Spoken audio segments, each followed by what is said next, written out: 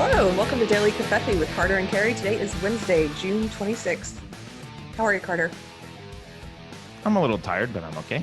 As are you, I hear. I am tired as well. I'm looking forward to the circus tonight. Oh my, that's going to be interesting. I gotta print out my bingo cards. Wait, who are the ones competing tonight? Do you want me to pull up the list? So we're gonna go live a little bit early, and I'm just gonna play a little video with some information on each candidate for people. So I can pull up today's. Okay, so the 10 today are Bill de Blasio, Tim Ryan, Julian Castro, Cory Booker, Elizabeth Warren, Beto, Amy Klobuchar, Tulsi Gabbard, Jay Inslee, and John Delaney. I don't even know half of those. It's 10 people on the debate stage. There's no one's going to have a chance to say anything. It's going to be soundbite. There's going to be 10 sound bites in a row, a little bit of a mess, and then it will be over. I don't see it. I don't see how there can be any substantive discussion about anything. So I think we should give people a little bit of a cultural update, at least, or on the Project Veritas stuff. What is the update? I just want to point out how legacy media is treating this. Have you paid attention to how legacy media is? I mean, obviously they're not. I just saw they were ignoring it totally.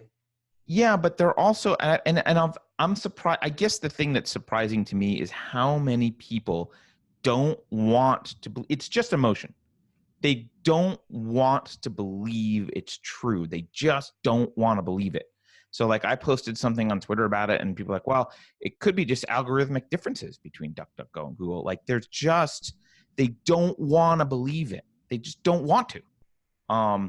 And by the way, just to clear up the algorithmic differences crap, Google, so I looked this up. DuckDuckGo is peaking right now around 31 million queries a day. Google, although estimates are difficult to obtain, they were up to 3.2 billion queries a day in 2012. Where they are now, it's probably 10. It's not totally clear based on the information that I've got. People don't really know, but they're easily, what's that? That 2 orders of magnitude more popular than DuckDuckGo. And there's people that are like, well, maybe more conservatives use DuckDuckGo and not as many liberals use Google. And so those terms don't show up in autocomplete. You have to be actively engaged in cognitive dissonance to even think that. Google is so widely used. Everyone uses Google. If a search term doesn't complete on Google, it's either because it's not in the zeitgeist at all, which is not true of any of these terms we're talking about, or it's actively suppressed.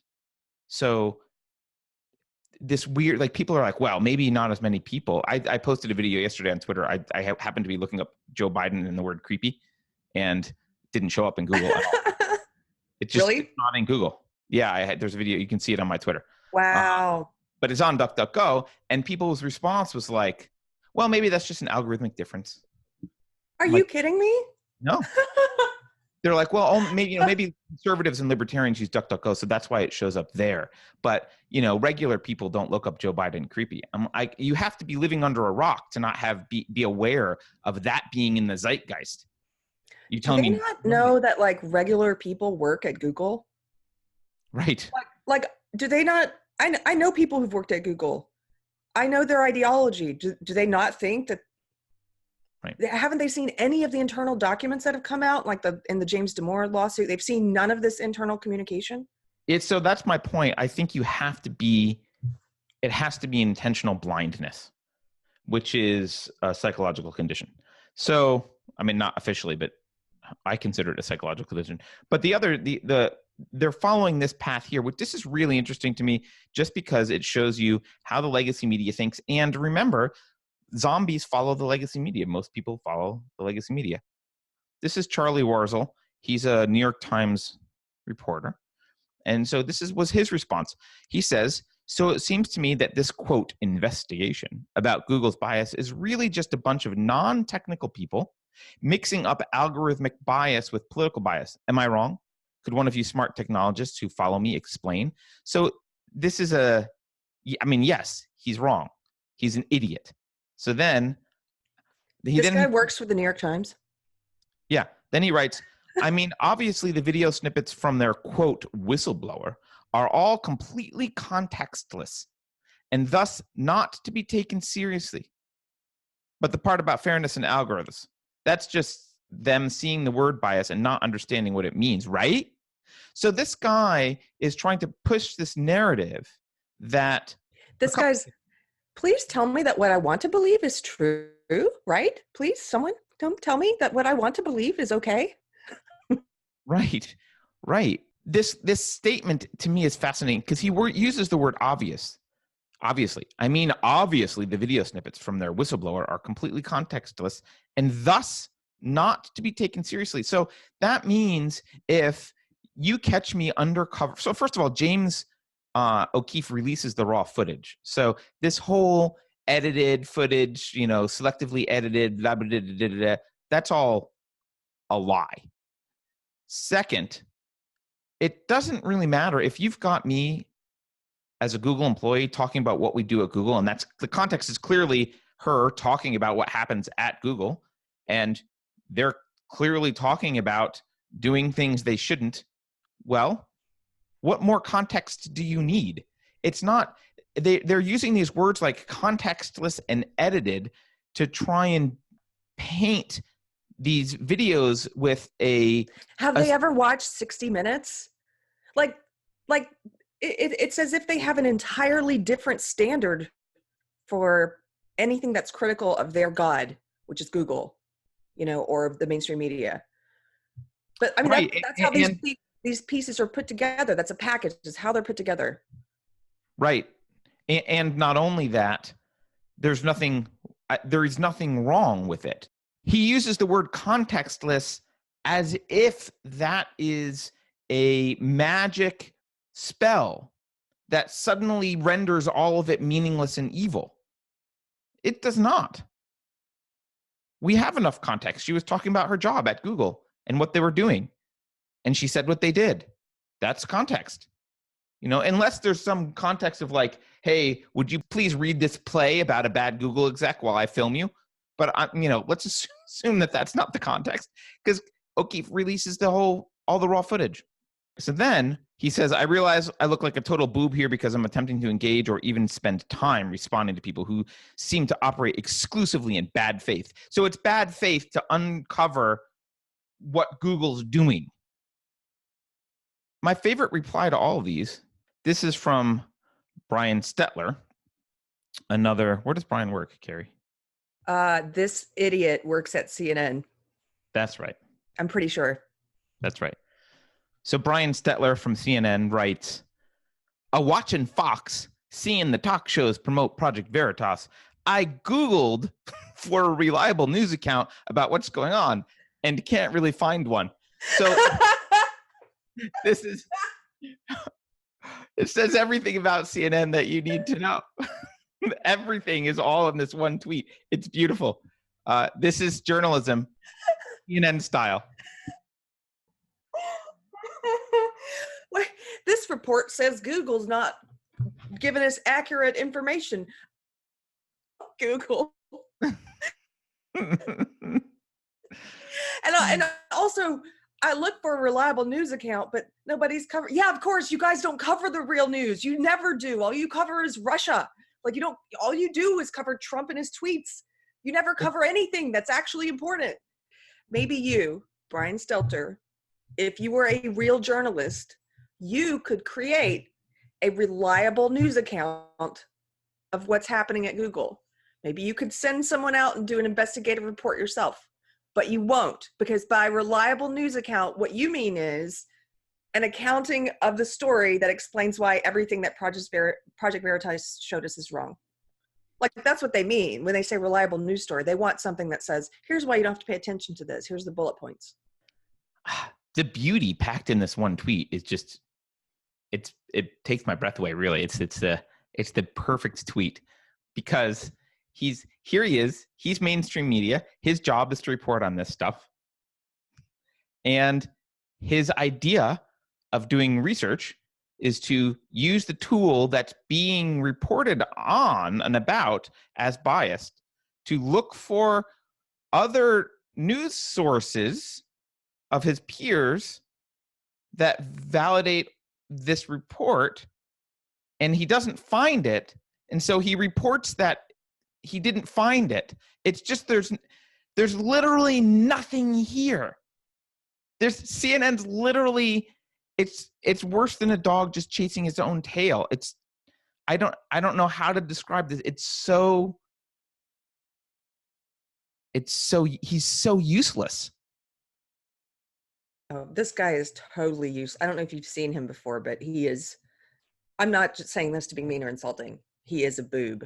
Like he is the definition. Yeah, he's a total. There's nothing going on upstairs. Yeah. So, like, I've seen as well, but Keri, let's switch. Oh, by the way, Tim Pool did reply to Brian Stetler with did he? Tim's report. Nice. Here's a reliable news source. Is a reliable news source. Which he is. They Yes. want to know why people trust these alternative news personalities, people like Tim Pool. Why do we trust them more than you? Because they're on it. They're more honest than you. Right. And they're smarter than you. Like, why? Here's a novel idea. Why don't you hire some actual, like, talent, like some actual intellects or people, you know what I mean? Like, why? Why do you put people like Brian Stelter on? I don't get it. Well, I think it's a systemic problem. Tim Pool could never make it at CNN, and CNN, it just doesn't, those don't go together. Maybe someday Tim Pool will buy the CNN brand and use it. So, Keri, you would like to talk about something else. I know we usually go short, but let's do two quick things. Two quick things. Okay. So I know this is it's never going to happen. It's not a reality. Reparations, right? But I keep hearing people talking about it now. And now I'm seeing SJWs arguing on behalf of it as if it's something that makes sense. And so I would like for you, Carter, to give me the argument against reparations. Individualism. I know, but okay, let me just. Should I elaborate? I don't know what to say. It's so obviously stupid.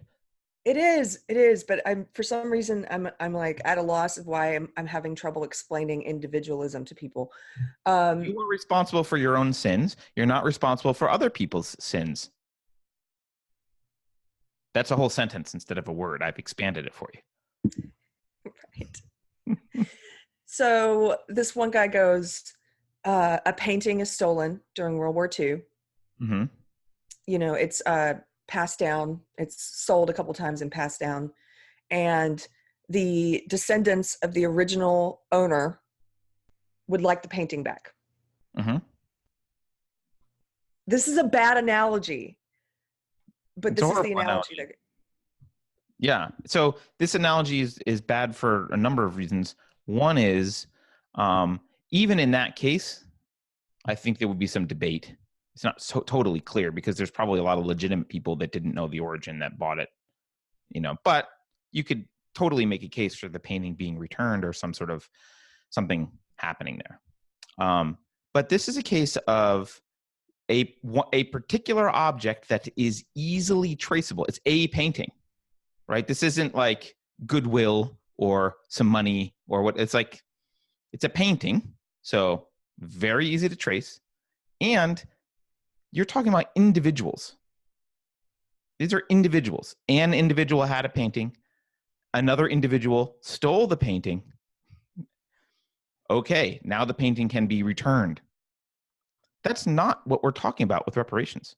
No one is proposing that we try and figure out who the slave owners were, actually, and then trace what you'd have to trace through, like, what their descendants inherited based on their owning of that slave, which is very murky, right? Like, who knows? Maybe one descendant hated their parents for being slave owners and escaped, or like ran away and didn't get any of inheritance. And someone might like, so you got to trace inheritance, you got to trace, but then they would argue like, well, but what kind of privilege did they have for growing up in a house with slaves and blah, blah, whatever it was, right? So you got that for multiple generations spreading out. Then you've got slaves. You have to trace their ancestors and figure out how that impacted exactly their ancestors. No one is proposing an individual set of reparations where we say, here is Bob. Bob is descended from this slave way back here in 1840. And this was the slave owner, and this is Jack, and Jack's descended from the slave owner. And they're the only descendants, and we know exactly what Jack should owe Bob. And because we can calculate it, no one's proposing anything like this. What they're saying is we should steal money from everyone and give it to people who have melanin. That's what they more melanin. But I guess a certain amount. I don't know how you measure your melanin.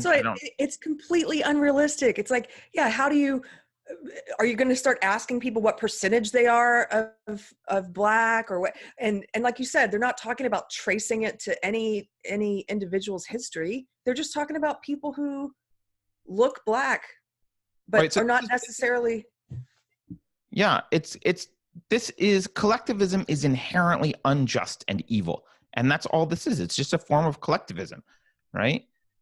I actually asked this dude, I said, would you describe yourself as a collectivist? Because I think sometimes these people don't even think about it in those terms. I think of him as a collectivist, but I think he probably doesn't even consider that question. Maybe. What did he answer? I don't know. Let's see.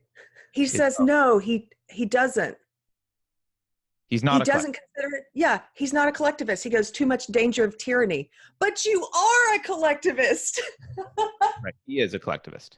But in practice, you are. He's just an idiot and a collectivist together, which is common. Well, now I can't share this video with him because you call him an idiot. But yes. So yeah. So I mean, this is the thing, Keri. Even if you are a collectivist, it doesn't make sense. So as an individualist, it makes zero sense.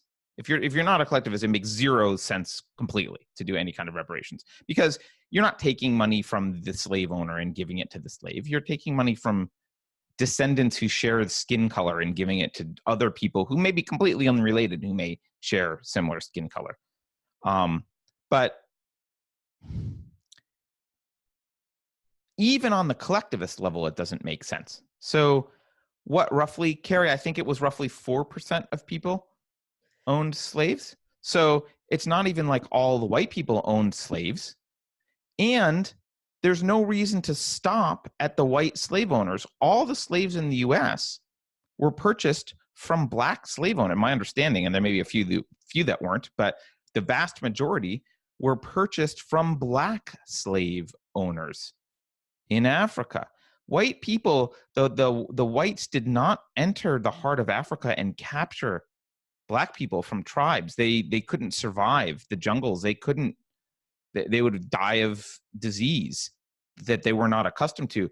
They pulled their ship up to the port and bought slaves from Black slave owners who hunted people in Africa and enslaved them. So now you have to ask the question, well, if everyone in this chain is guilty, if the slave owner in America is guilty and his descendants are guilty, if you're going to make that argument, well, certainly the people he purchased the slaves from is also guilty. So now you've got to go to Africa and say, well, hey, hand over some reparations to African Blacks, because you sold them out to slavery. The whole thing is ridiculous, and it's only meant to virtue signal. Everyone knows that it's stupid, but they're talking about it and virtue signaling that they think it's a good idea because they want to show how woke they are And that's all there is to it. There's no I don't think, actual reasons behind any of this. well, you know what's funny is there was one other guy who was also arguing against reparations, and one of his points, this was like 6 or 7 days ago, one of his points was that this is a slippery slope. He's like, so then we have to pay reparations to Native Americans, and we have to pay, like, where do we stop? Everybody's been wronged in some way by history. Every group, not individuals. Again, they're talking about groups. And people in the thread are like, oh, that's a straw man. I like when SJWs try to use argumentation in that way. They're like, oh yeah, they try to use fallacies in that way. It's like, that's a straw man. And the slippery slope, and it's not gonna, what you're saying isn't true. Well, 3 days ago, Elizabeth Warren like proved that guy right. Elizabeth Warren is like, let's give reparations to gay people. Right. Like, yeah. Like, where does it stop? And Bernie Sanders just, you know, he wants to eliminate all student debt. I'm like, well, if that were to happen, how long until people like myself who've paid off our student debt start saying, well, we deserve reparations because you've passed this new thing and you got rid of the debt for other people, but we paid our debt, so you need to give us reparations now. Like, well, and the thing, obviously, this is, I'm going to point out the obvious. This money isn't, no one, even normal people act like the government just has this bank that they're just like this magic wand, and they're like, oh, well, the government can give money. There is no money from the government. The government gets money in basically 3 ways. One, they take it from people by force with guns. If you refuse to pay your taxes and you fight and fight and fight and you go to court and blah, blah, blah, eventually you'll go to jail. So they take it with guns. That's where they get money. So they don't have, that's one. The other thing they do is they borrow it. Now, that's just a borrow on promising to tax your children. That's all they do. So they go to other countries and be like, hey, we'll tax the kids later. Give us an advance. That's what borrowing is. So that's also theft. It's just a promise to thieve later. And the third thing they do is print it. And printing it causes, well, printing it by definition is inflation. That word has been totally corrupted over the past several decades, but printing money is by definition inflation, and that causes price inflation after that, because if there are more dollars in circulation, then each dollar is worth less. And so that's a tax on actually the poorest people among us. That's the worst thing that they do, because if you really care about low-income people, printing dollars is the absolute worst thing to do to them. Because high-income people, if the price of food goes up, they've got cushion, they've got disposable income, so you're eating into their, luxury purchases when you inflate prices. But someone who's living paycheck to paycheck, if their rent goes up by 25% or food goes up by 25%, that's catastrophic. And so those are the 3 ways they obtain money. That's it. So this idea of like, we're going to pay reparations, like those are the 3 things you're proposing for these magical reparations. Right? Yeah. And also, by the way, aside from the principles, it's also incalculable. It's also just impossible and incalculable. How much, even a slave, it's incalculable. All of it is incalculable. It's like decades. How much is that worth? I don't know. And everyone, my point to them, again, I was trying to explain individualism without using the words collectivist and individualist, because I don't think they think in those terms. But it's like everyone, there's an infinite number of privileges and marginalizations. Let's use their language, privilege and marginal. So there's an infinite number of those things for every single person. So how do you calculate all that? How do you weigh it? Someone like Coleman Hughes, who testified against reparations, he's like, I grew up privileged and wealthy. Why should the government be giving me money that they've taxed on some poor white person? So privilege is I just want to, because I hate the word privilege. Privilege is a shit concept. Privilege just means non-victim. So let's assume that you have a situation where there's an actual victim.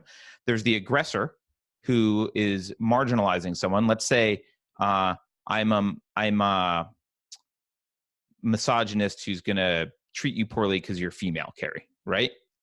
But I don't treat someone else poorly because he's male. Well, he's not privileged. He has nothing to do with this. It's I'm guilty for being a misogynist. You're oppressed because I'm oppressing you. The third party is uninvolved. The word privilege transfers my actions and blames him and asks for the third party to feel guilt over what I'm doing to you. It's completely bullshit.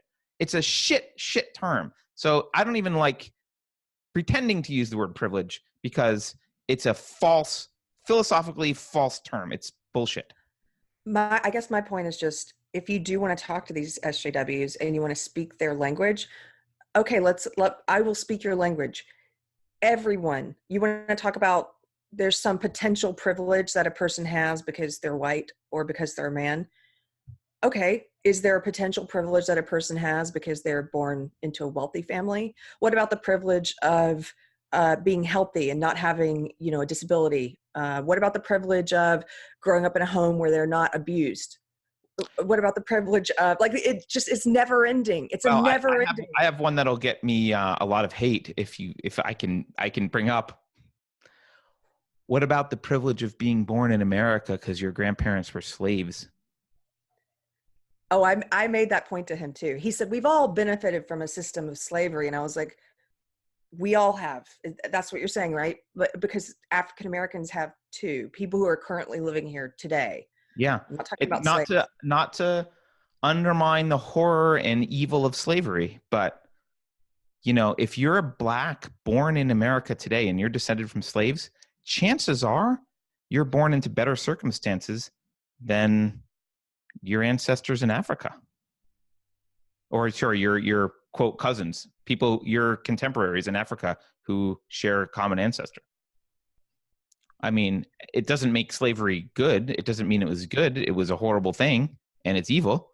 But when you start couching everything in terms of privilege is another word often for luck. So. Yeah. Well, his point was, I will give him this. This guy had, he had consistency in that he said, well, that's why everyone, he said, yes. Basically, he was saying, yes, people who are alive today, like Black people have the privilege of being born in America, and there's such thing as American privilege. He didn't say that, but he was basically conceding that point. So his point is that's why everyone needs to be taxed. So it's not taxing selective people, tax everyone, like do a reparations tax, I guess, is what he means, and then take that pot of money and divide it up somehow to just the Black people, but tax the Black. That doesn't make any sense because you're taxing someone in order to pay them back. I know. Which is just massively inefficient, but yeah. But well, look, it's collectivism. It's evil. The whole idea is evil. It's the same thought process of slavery, frankly, right? Which is like the racist slave owners were like, oh, people with different melanin content can be treated differently, and are different species basically, so we can do what we want with them. It's the same thing. It's the same thing. It's just like, oh, we're going to look at people based on the color of their skin and put them in categories and tax them or not tax them or pay them out or not because of their skin color. It's the same thing. There's either modern racists. The left is just modern racists. So. I agree. All right. Let's end this because it's going to be long anyway, even after I cut it down. Let's end it and let's remind everyone to join us. We're going to go live a little bit early for the viewing party. What time is it? It's, I think 6 Pacific, right, Keri? 8 Texas. 8 o'clock Texas time. We will see you guys live if you want to join us. What is that, 9 o'clock Eastern? I think it's 9 Eastern. We'll be on a little bit early. We'll be on a little bit early. Print out your bingo cards. Keri, why don't you retweet the bingo stuff? Yeah, and, you guys, we found this great, I have to thank some of the commenters. Was it Herman? Somebody who suggested we do bingo cards. And we found this great site for it. And you can go there.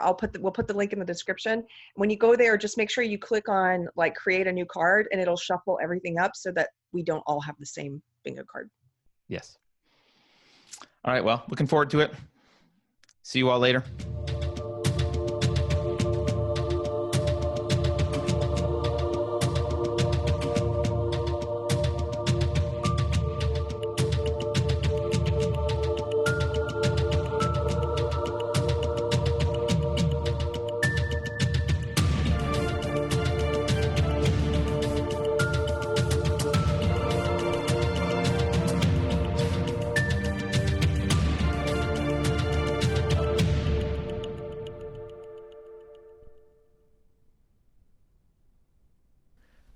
And here's today's message for YouTube's machine learning algorithm, proving that we are allies. This is the second and third paragraphs of Peggy McIntosh's famed White Privilege, Unpacking the Invisible Knapsack. Thinking through unacknowledged male privilege as a phenomenon, I realized that since hierarchies in our society are interlocking, there was most likely a phenomenon of white privilege that was similarly denied and protected. As a white person, I realized I had been taught about racism as something that puts others at a disadvantage, but had been taught not to see one of its corollary aspects, white privilege, which puts me at an advantage.